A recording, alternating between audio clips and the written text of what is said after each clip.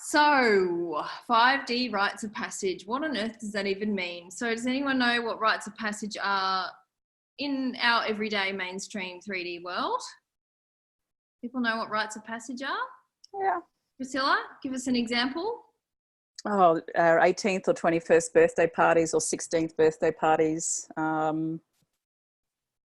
Not so common, but for girls, when they're getting their first bleed, it's not as common in the Western culture, but it is becoming more obvious and more accepted to do a rite of passage through the first bleed,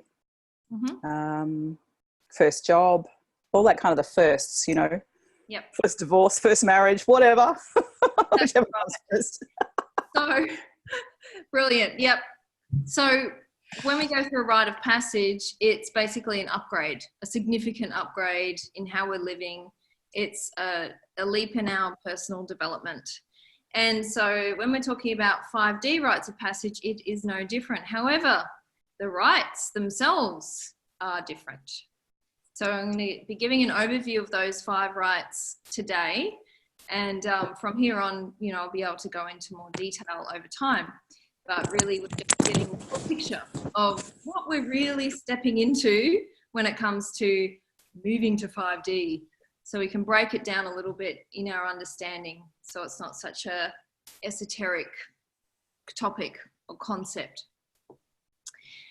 So the context, though, here, first of all, is we are moving from Age of Pisces to Age of Aquarius. What does that mean in terms of our upgrading? Well, first of all, we got to look at the shadow of Pisces and what we're actually shedding from that age. And when I say this age, I mean assuming you believe in reincarnation, we've incarnated many, many lives over and over in the last 2,000 years in the energy of Pisces. Completely different to what we're in or moving into now, which is a fiery, airy energy of Aquarius. And so when we're shedding the 3D stuff to move to this higher consciousness, it is very much a Piscean underbelly that we are shedding. So things around deception and illusion, when things are watery in Pisces, nothing can be pinned down, not everything can be seen. There's a lot of murkiness potentially. So that's one very big thing that we're having to look at when it comes to our 3D programs, is what has been hidden from us. How have we been programmed and not even realized it? Actually being able to pinpoint and articulate what those programs are, because that's how Aquarius likes to do things, is they like to get it up here. They like framework, they like structure, they like to be able to break down concepts. So that's kind of the context for what we're moving into with the rites of passage. And I will say that each of these rites is potentially a massive topic that we could go for hours on. So I'm not going to go into massive detail, but you might want to actually self-reflect through these rites and go, where am I at? Have I actually been through this rite of passage or not yet? Is it still to come? So the first rite of passage, and these aren't in any particular order, by the way, they're sort of in a general evolution, but I'm not saying they have to be in this particular order. The first rite of passage is releasing the old idea of job, work, livelihood. So clinging to old ways of how you've made money is not going to serve you in this ascension process.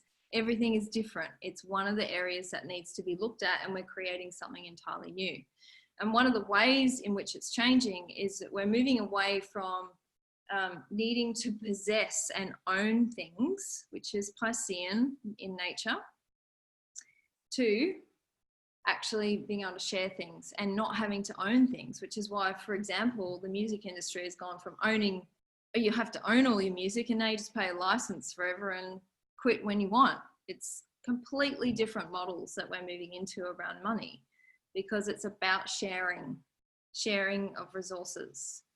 And the Piscean age taught us, you know, it's very much that royalty mindset of I need to own. There's a hierarchy, there's all this stuff around what work should be, that work should be hard even.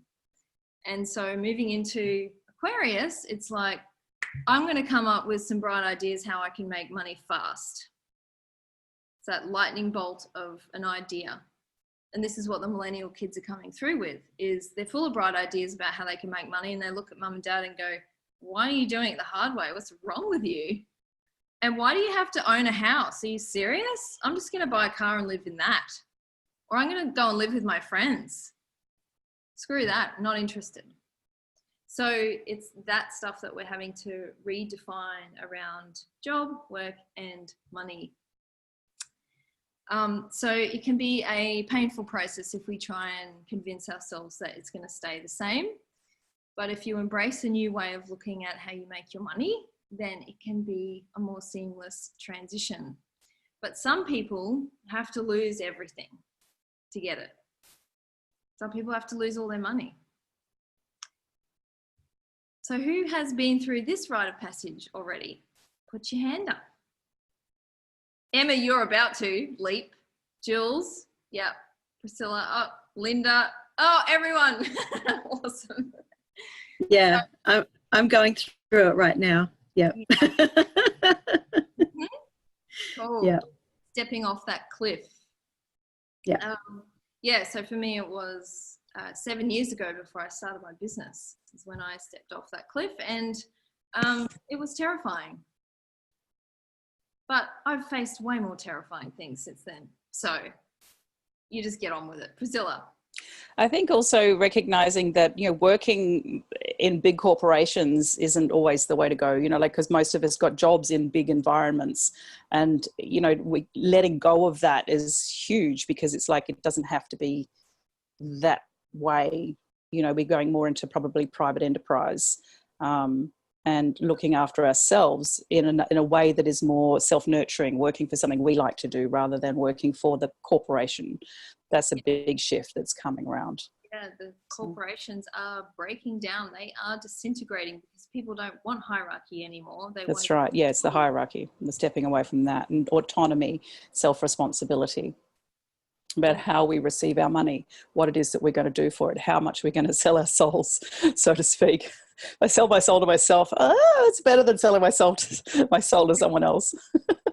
So that's why a lot of these millennials, they would rather not work at all and live on the breadline, or live with their parents in most cases, than sell their soul to a corporation they don't believe in. I just wanted to say some corporations are trying this thing of allowing staff to work from home 1 or 2 days a week, but it's actually a push to save rent and space, and there's a cost benefit for them as well.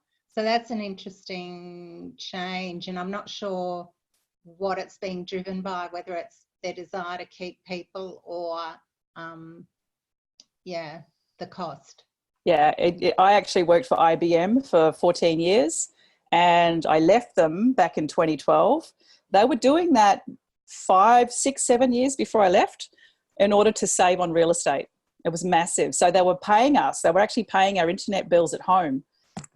We were encouraged to work from home, 2-3 days a week, or even permanently, and it suited them because we were all learning to work virtually, working with our teams online and in teleconferences, etc. Video conferencing now is far more powerful, but back then that was very new.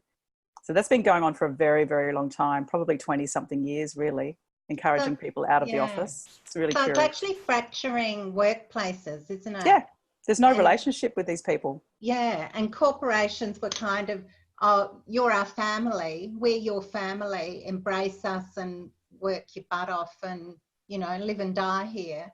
And it's no longer the case. Exactly. Yeah. So true. But they're trying to hide it under this thing of, oh, we're being considerate for you. You've got a family. The work-life balance, they called it. Yeah, curious. Yeah, but they're actually getting more work out of people, I think, too. And also they're creating isolation in many cases. A lot of people who don't work from home really struggle with it.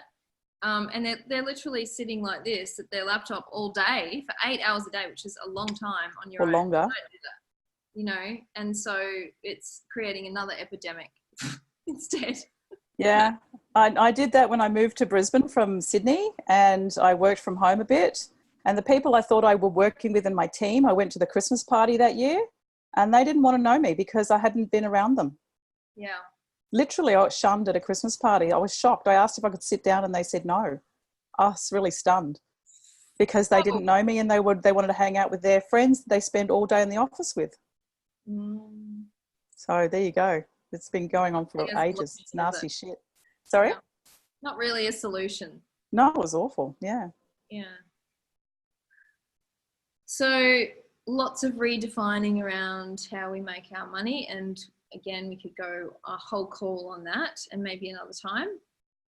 But the next rite of passage is around possessions and home, where you are living and what you own, specifically what you own.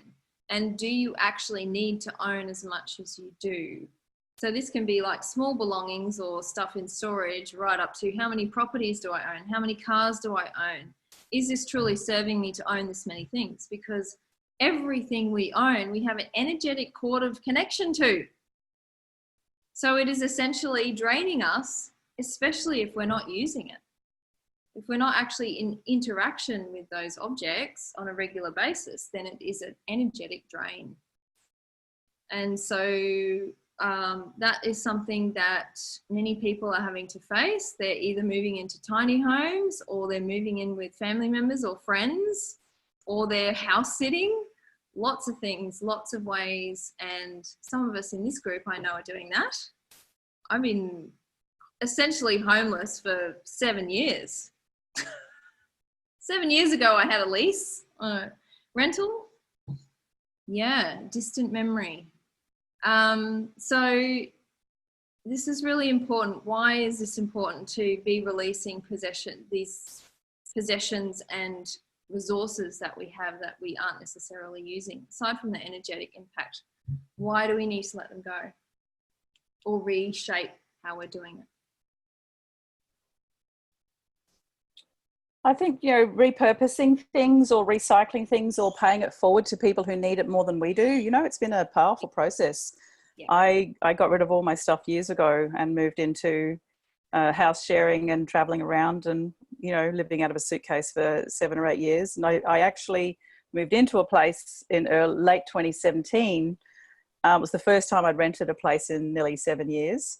And what I did when I didn't buy anything, I was gifted a lot of stuff, or I borrowed things because other people were putting stuff in storage. So I've been having that furniture and that stuff around me, and I ended up using crockery from my great-grandparents and all sorts of cutlery from the great-grandparents. It's been amazing.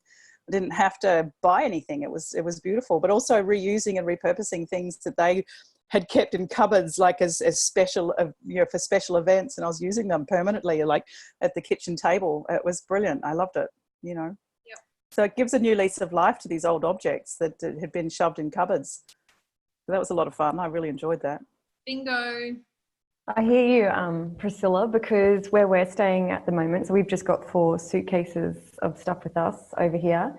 And we're staying in a house where I think the lady almost bought like antique Venetian-y furniture. And it's amazing, like going around this place and then just noticing all the little details. When also possessions used to be almost art. There's something nice about, having a look at different things, I guess, that were previously owned or created some time ago. Yeah. Yep.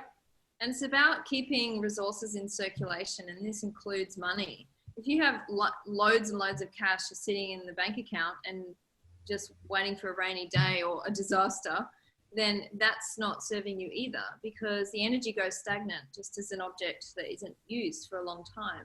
So it is exactly what Priscilla said. It's about sharing things. That's Age of Aquarius. What do I have that someone else could use or benefit from because I'm not using it right now?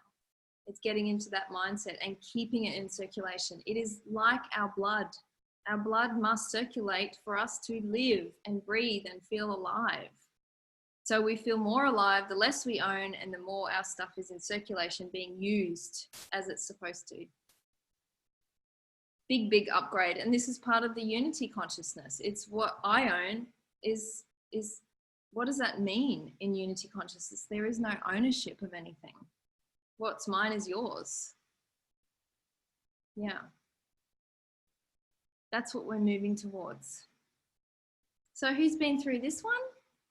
Almost. Yep. Yep, because Linda, you've gone overseas and lived overseas. That would have been huge to do that. Yeah. So I actually just took a carload of stuff to the op shop today out of my storage unit. How did it feel? Filled my car. It felt really good actually, because the thing, and they were all ornament style things that I'd had around me, things that were pretty, and things that have just been there. They've just been there around me, pretty much to look at. Yeah. So, and it's like, what is the point of having them in a storage unit if I can't look at them anyway? Mm-hmm. And because I'm changing so much at the moment, if and when I want to have stuff around me, I will buy new things, or I will go to an op shop and I will buy something else that I like the look of there, or I guess I will be gifted it or attracted in some way if I want that sort of thing in the future. Yeah, that's exactly it. That's the attitude. Yeah. Yeah. The other thing I did though was not with everything, because it was just way too much, but towards the end of the process, just as I was about to pack it into the car, I just did a big blanket thank you to everything that I was packing up and sending away, for the part that's played in my life. But it's time to move on. It's time to let it go and you know, go on to somebody else. Yep. Cool. Well, now we go into more emotional territory, because the third rite of passage is relationships. Yeah. So first of all, your primary relationship. And we've talked about this before around the frequency matches. So really questioning, is this person that I'm with truly in the same energy as me and wanting the same things, going in the same direction? Can we actually create something together that we both desire? And in many relationships that have gone stagnant or stale, they are not actually creating anything. And there's a reason for that, because they've already passed their expiry date of that relationship serving a purpose. And so this is also very much Age of Aquarius, because, well, first of all, the whole polyamory and movement is massive now, especially amongst millennials. They want no commitment to anything. And they want to be fluid. They want to be sexually fluid, but also fluid in their relationships and move around. And so that's the consciousness that's coming, is that we live in the moment, we live in the present, and whoever is there, I connect with them. And that may last or may not last. I don't try to control that. In Age of Pisces, of course, we wanted to put a ring on it and basically make a contract for life.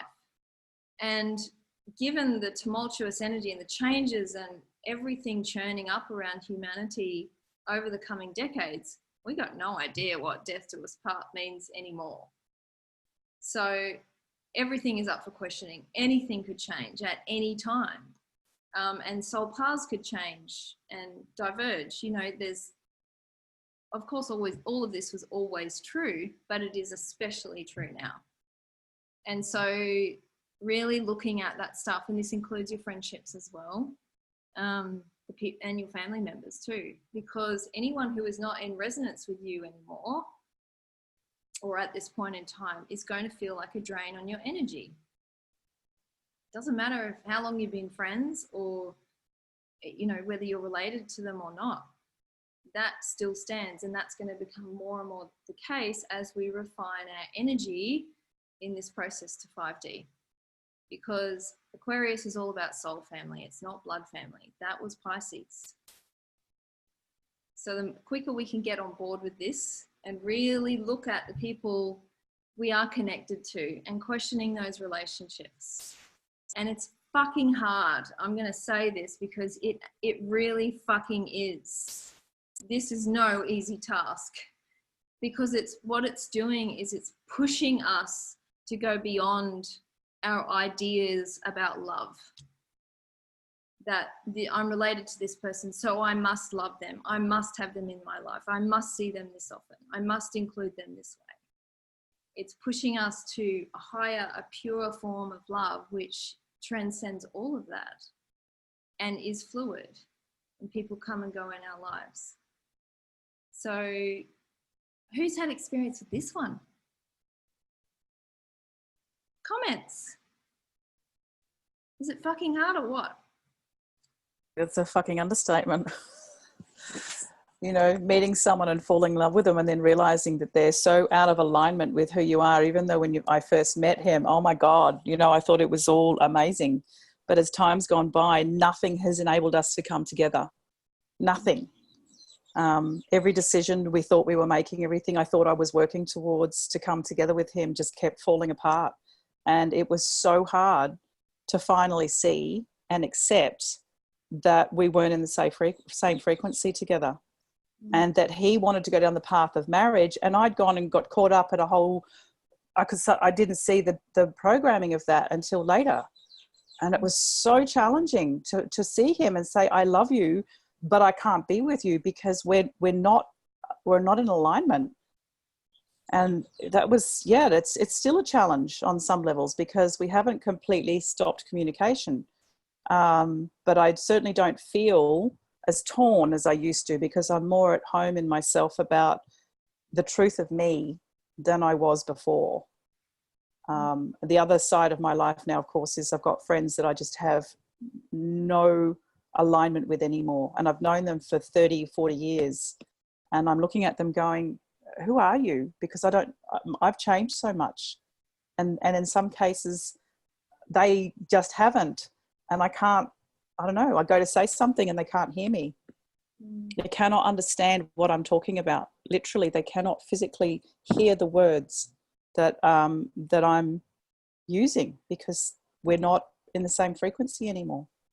It's been fascinating and kind of painful, really painful. Yeah.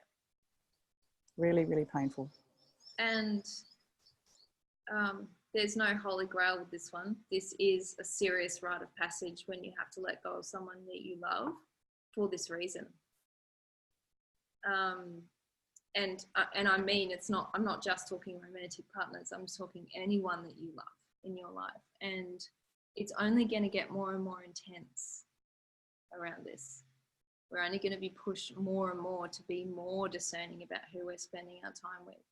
So this one's not going to go away anytime soon, because the way that we create in the new world is with people in our frequency, and we don't get to choose from our minds who those people are. We don't. Our bodies choose. So, and who we're being with determines what we're able to create. So this is what a lot of the push and the move towards community living is, because people are like, I can't live with my family. We're not in resonance. I've got to find my people. Where are my people? Show me my people. And so a lot of people moving around. And God, in Australia especially, the movement of grey nomads and, hippies living in vans and people just uprooting their lives and going traveling in a van because they're actually searching for their place and their tribe. Because they go, this isn't it. I spent 5 years doing that, and it's an amazing thing to do, but essentially it's kind of like you're lost when you don't have your place. Your soul hasn't found its place on the earth yet. Many people living in cities and places simply because of the work or because of their family, but it's not where their soul wants to be. But this is the hard shit. Actually going, can I be true to my soul, or am I going to let my programming and my fears determine these things? And there's no magic pill. If I found it, I would be fucking selling that shit, man. I'd be flogging it for thousands. So it's only courage. Large, immense doses of courage. And if you haven't had to use that level of courage yet in your life, you will. it's coming in the coming years. So we all have to be brave. All right. Next one. Who can guess what the next rite of passage is? And you're not allowed to say if you already know, because I told you. Can you guess what we've done? Possessions and home, work and money, relationships. 2 left. What else do you think we need to go through to make it to 5D?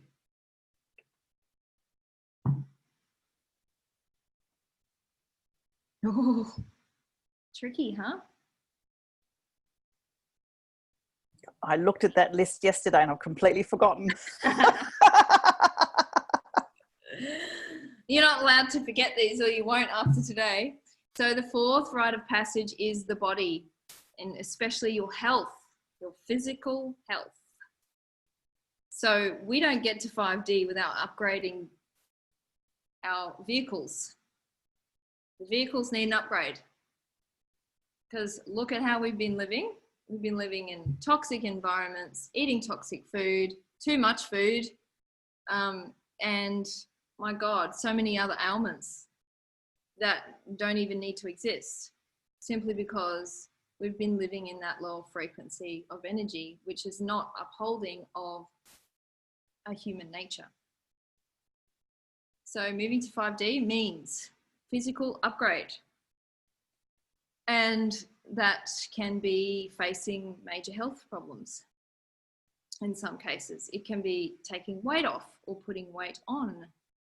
It can be cleaning up your diet anyway, even if you're not sick or you're not overweight. It can be looking at all aspects that influence your physical well-being. How much sleep you get. So, God, I saw something the other day from an Ayurvedic doctor, and he was saying how if you sleep more than 4 nights, then you're basically losing years off your life, because we're not supposed to sleep for 8 hours. We only sleep for 8 hours because we eat too much and our bodies are in toxic overload. So if you've ever done fasting or eaten all raw foods for a long time, you will know that the energy you gain from that is off the charts. You hardly need to sleep. So these kinds of things, living in 5D means we live on prana, we live on energy. We don't need to eat much. We certainly don't need to eat dense foods or processed foods. So how much can we clean out our engines so that the frequency of energy, this higher frequency, which is trying to get through our bodies and earth itself through our feet, can actually get through to our feet instead of getting clogged up in a dirty engine? Because our souls are going, come on, come on, come on, come on, come on, come on, let's upgrade. I'm ready. I want development. I want to ascend. I want to raise my frequency. And we're doing all this work in many cases, but then it gets clogged by the body, because the body's going, oh, I'm not up for that. Sluggish, too hard, can't be bothered. So what car are you driving? An old shit bomb from the 80s? Or do you want a Ferrari? You want to get over the 5D finish line with a Ferrari? So who's in this rite of passage right now? Because I dare say no one's out of this one. Yeah. I'm actually fasting today, doing a 36-hour fast. My goal is to do that once a week. 1 day a week I do 36 hours. Because my body loves it. My mind hates it because I love eating and I get an emotional fix from that. I love food. But my body goes, thank God you're giving me a rest. Is it just a water fast, Nat? Yeah. Yep. So you start after dinner one night, and then you do 2 nights of fasting, and you eat breakfast the following day. Yeah. It's not hard. It's not hard, but it depends on what your addiction to food is like. And mine has been pretty up there. And not shit food, by the way. I don't even eat shit food. I eat good food. But I love eating. But that's a crutch for me. So it's looking at where your crutches are. And, you know, this is where we weave in the creator types, because understanding your body, your specific vehicle that you have and what it needs to develop in a balanced way and to use it at its high performance level is what we all need to understand. So the creator types were a gift from the 5D skies to me to share with people for this reason, because of the physical upgrade and the understanding of the physical body, the vehicle that we are in. So yeah, find your thing. How are you going to upgrade your body?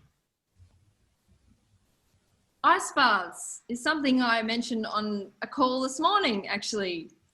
And ice baths will certainly plunge you into a different state, which leads me to the final rite of passage, which is fighting for your life, the fight to live and be alive. So this one is an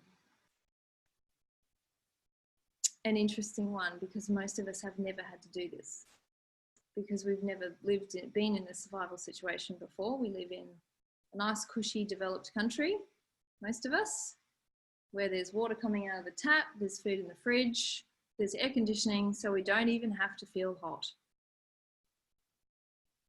How much comfort do humans really need? Very little, actually. So because of these comforts, we haven't, well, primarily because of these comforts, we haven't had to face our survival instinct and be tested in that. So this isn't just about being alive, it's about feeling alive. So how much do we want to live in this frequency, this higher frequency? What are we prepared to do to get there? Because, you know, until we're really tested, we don't know how much we want it. So the fight for life is something that has come to me unexpectedly through the ice baths. So an ice bath is basically where you sit in ice up to your neck for up to 5 minutes or longer. And maybe I should post a video of me in the ice bath, because it's basically me having a complete fit and hyperventilating and screaming my head off, because it basically plunges you into a survival state, because the body immediately freaks out and goes, I'm going to die. So it's an artificial scenario that you can willingly put yourself in if you want to find your survival instinct, what you're really made of. And there's different things for everyone. Some people I've seen get in an ice bath and they're fine. But for me, I've always been afraid of the cold, and I don't cope with the cold that well. And my body certainly felt that when I got in my first ice bath, and it feels it every time as though it's my first. But what happens when we reach that line of having to fight to survive, physically to survive, is we have to fire up.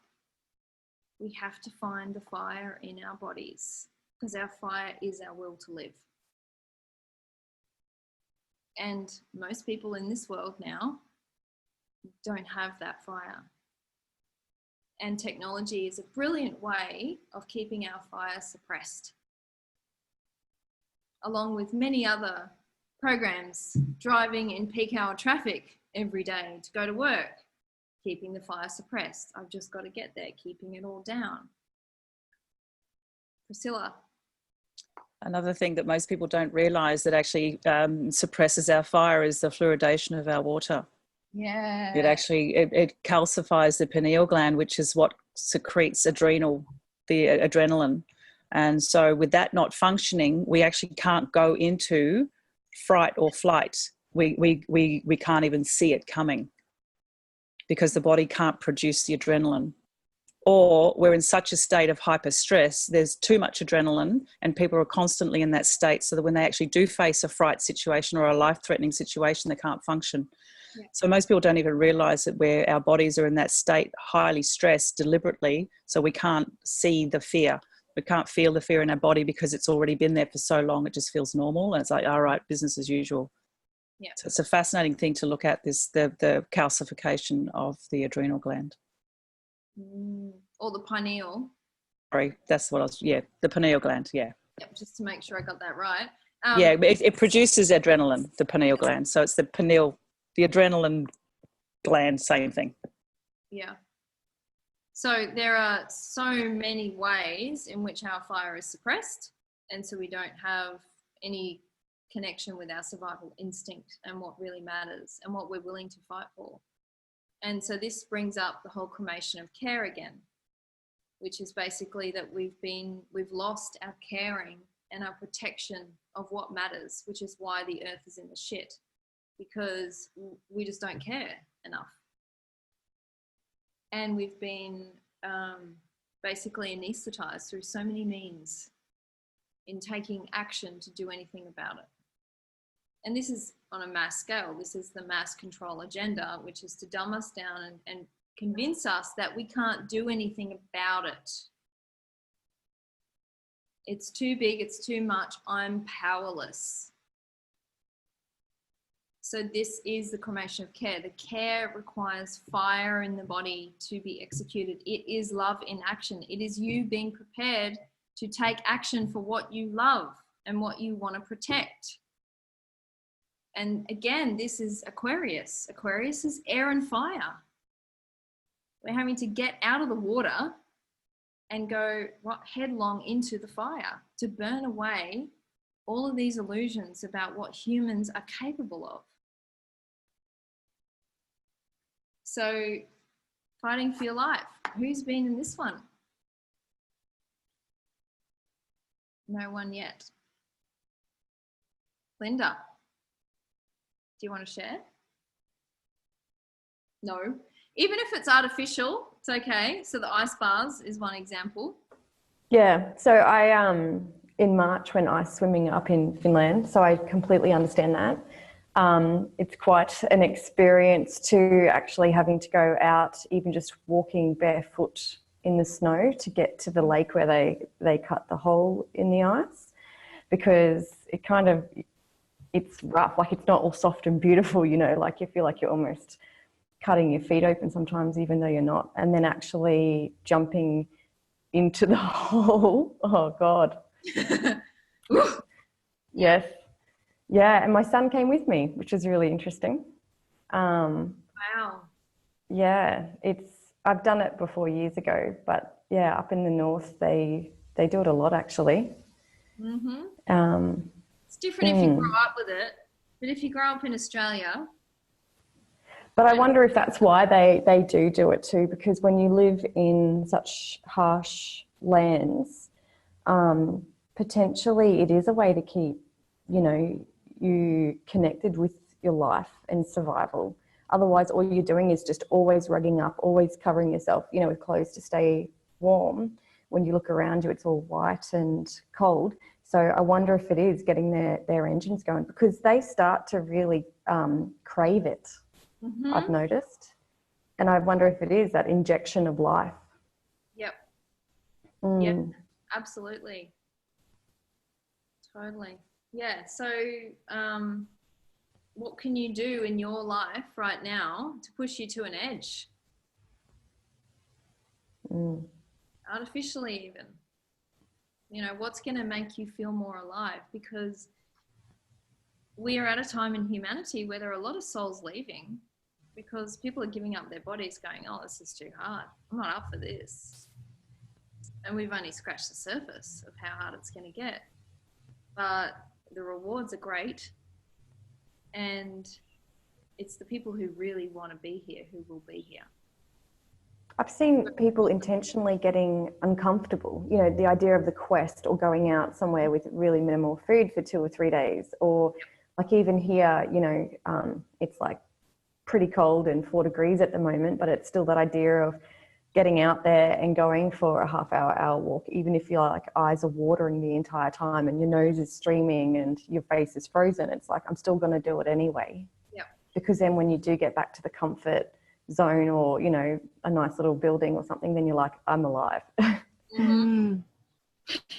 I just wanted to share a couple of months ago, I went for, it's not quite an ice bath, but I went for a swim up in the waterfalls in Mala. And it was so cold. The water was absolutely freezing. And I just went and submerged, and I felt incredibly alive afterwards. And my body was just screaming. It was fantastic. So yeah, it was not quite ice bath, but it was really cold. And the water was absolutely pouring on my face and everything. I just said, no, I'm going to stay here. And yeah, and got out, and it was, yeah, my body felt so amazing. Yeah. Yeah. I was going to say, it's amazing how that split moment before you do that thing, like everything inside of you is yelling not to do it. You know, like I remember being in my swimmers, trying to step out into the snow, and for you it would have been like trying to get into the waterfall at Milla. And you just like everything inside of you is like, no, don't do it, you're gonna die, you know what I mean? And then as soon as you do it, you're like, oh, I'm so alive. Like I remember getting out of, when you get out of it then, and it's like, you know, you're standing around, it's like minus 10 degrees, you're wet in a pair of bathers, and you're just like, you know, like I could hang out here longer now because it's not as extreme as what I was just in. Yep. And you're just like, this is awesome. But that split moment before it, you know, it's like, your body honestly thinks it's going to die in there. Absolutely, yeah. So what are some other ways? Has anyone got other ideas how to push themselves to the edge? It may not be survival, but that real hard edge of comfort, losing comfort. I know for me, my first experience of that was when I joined the Air Force cadets and had to go onto to the Air Force base and do bivouac, which is basically like the camp that initiates everyone, and I hated it. And you had to get up at 4 a.m. in the freezing cold and stand outside and just stand there like a stun mullet. And it was like everything, like my worst nightmare. And I'm just going, why? This is make you laugh, Emma. Why am I doing this to myself? So that was my first extreme discomfort, and having cold showers and in the middle of winter. And I was just going, why am I willingly in this situation? So it's kind of like that. And it's all relative to your level of comfort too. What's going to push you to that edge? Ideas, anyone?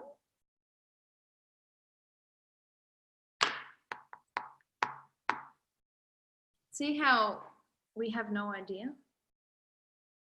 Talk to someone in a developing country. This can be almost a daily thing, the fight to survive. And yet we have no idea.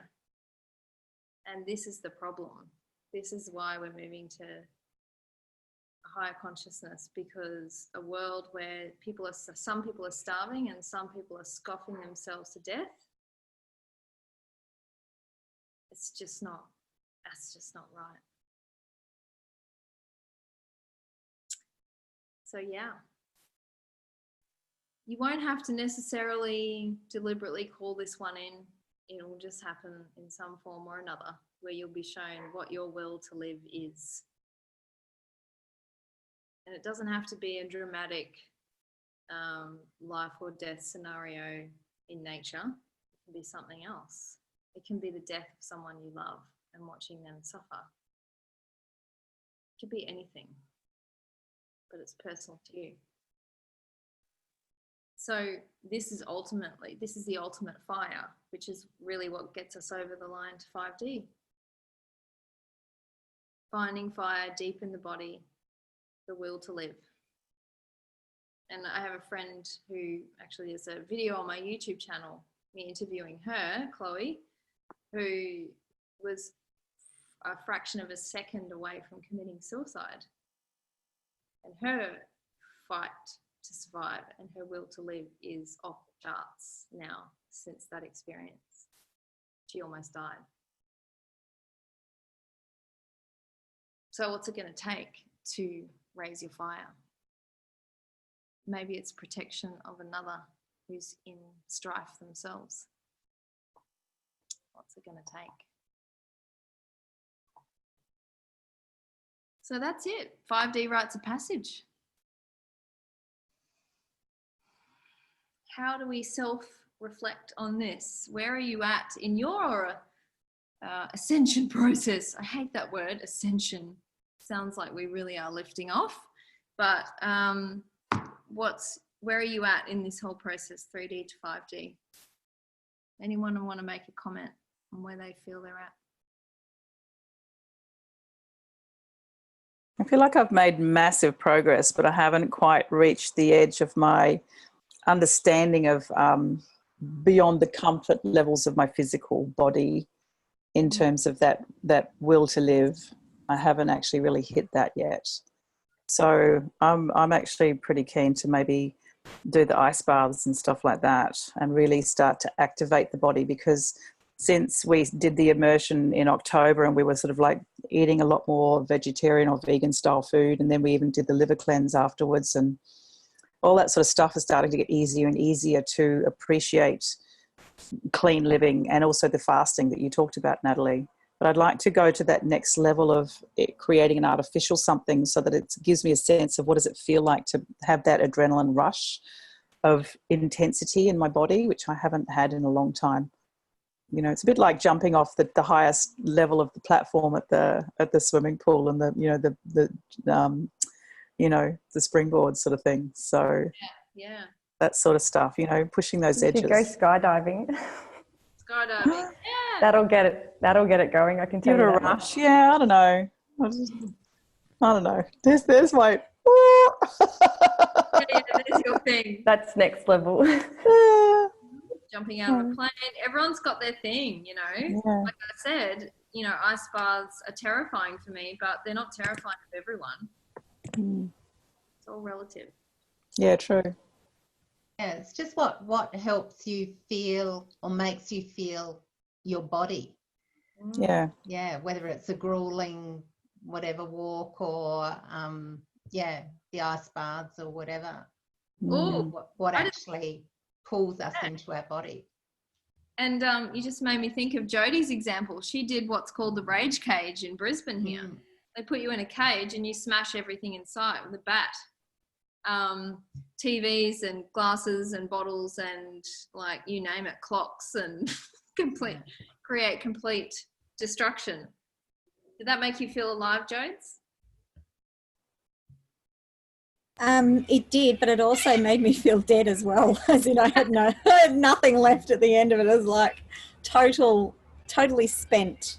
Yeah. Totally spent at the end of that. I couldn't even stand up. I actually collapsed on the footpath, and it just took me so long to actually recover from that. And that was, you know, short in some ways compared to what others do.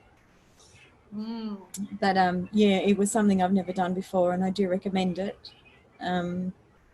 But I still feel like I didn't even go as hard as I probably needed to, I think. But at the time, that was what I had. Yeah. Well, that's when you got to see physical flight. Like, even though it's manufactured, you actually were there to fight, essentially, physically. That's the thing, we don't use our bodies to survive in that way anymore, and so forgotten. I think that's part of why people embrace adventure too, you know, doing the big treks, carrying all your food and water, arranging your stops. It is actually about survival. It's dangerous out there, you know. You can dehydrate, you can't go off the path. People need to know where you are. So that for me is probably where I push myself, you know, is doing the walks when I can. Yeah, and it reminds me of just recently, someone died in Alice Springs from their car broke down in the Fink River. They were supposed to go for an afternoon walk, supposed to be back that night, and the car broke down or got bogged. And there were 3 of them in the car, and they waited in the car for I don't know how long. It was a couple of days, I think, because that's the rule in the desert, you don't leave the car. But then they decided to split up after that because they ran out of food. And one of them died and the other 2 managed to survive, but I think it was a week or something at least until they were found. And what I found fascinating is that none of their friends called for help until 2 days after they were supposed to be back. Like, if that's not cremation of care, man, I don't know what is. What, I mean, I don't know the full story, but just even as an example, what is that? And then even on top of that, after they actually alerted the authorities didn't actually send a search party for 2 or 3 days after that. They didn't even act either. And so someone died because of that. Just kind of mind-blowing, really. And so in that scenario, you would certainly see what you were prepared to do to survive. Yeah. Hopefully none of us have to get to that point, but you really see what you're made of. So yeah, this is it. So the other stuff kind of pales in comparison to this one, because this is at the crux of everything. This is what makes things work. When we have the survival fire intact, life works, because we're in our truth of our human nature, because we're in our care and protection mode. We're not asleep anymore. That's where we're going. That's why we do the Golden Warrior, in case you hadn't figured that out. But I did my rant on that last night. So I won't do that again. So yeah, is this helpful? Is it helpful to know the 5 rites?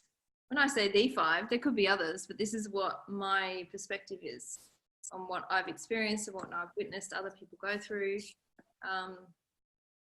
Certainly there will be more after that point, but I feel like that is the turning point. The fight to live, to survive, is the turning point. So yeah, is it helpful?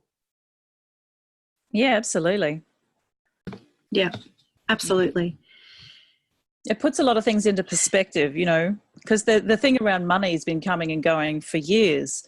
And I'm seeing it coming around in loops, you know, and how I'm handling it every time it comes around is showing me how far I've come. So sometimes the rite of passage needs to go through an evolution in and of itself, and how I'm relating to people is showing up again too, you know, how I'm handling letting go of people. Once upon a time, I probably would have just said, you know what, I'm done, you've fried me, and I'll walk away and not say a word. Whereas now I'm looking to engage on a more conscious level about why we need to find ways to separate, you know, if things aren't working, and recognizing that we're just moving in different directions, and that in and of itself is a good thing and an okay thing.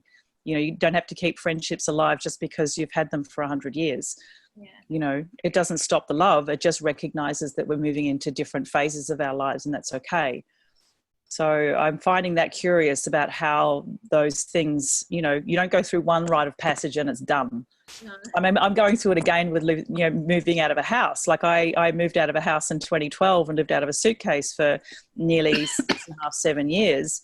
And then I moved into a house, and for the last 2 years I've been paying rent and doing all the right things. I need to realize that in actual fact, the whole contract process in it is just such a mind control process. And I'm going through the letting go again, and having to let go and seeing how far have I come, and how easy is it to let it go and trust that there's purpose in the letting go.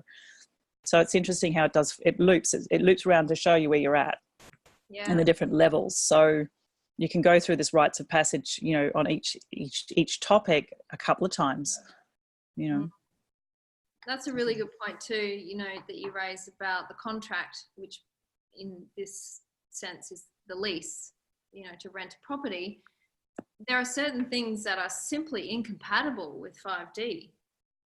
They can't come with us. So to be doing this work and leasing a house under that kind of old school contract is actually, it's a mismatch. It's completely incongruent. So one of them's got to go, and it's like, well, I got to leave that lease process and leave that old paradigm behind and move on to a new way of working and a new way of living.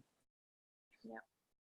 It's like trying to take, you know, people with us when it's not compatible anymore. Can't do that. So yeah, good one. Cool. Any questions, comments before we finish up? Or are you all fried from that? I just wanted to comment with what we were talking about with the body. One of the major reasons I've left is because I need to look after my body, and I've noticed injuries and just so many problems. So I'm going through that rite of passage as well with my body. And I'm sick at the moment, but but I know it's meant to happen this way. So yeah. Good for you. Yeah. Leaving the military. Woo! Oh my God. Could you get any more incompatible with 5D? I don't think so. Good call, Emma. At least you're kind of on the fringe of the military, being in the musical arena. But yeah, exactly. Yeah, cool. All right. Well, thank you for listening. Hope that's food for thought, and we will keep uncovering all of this as we go along.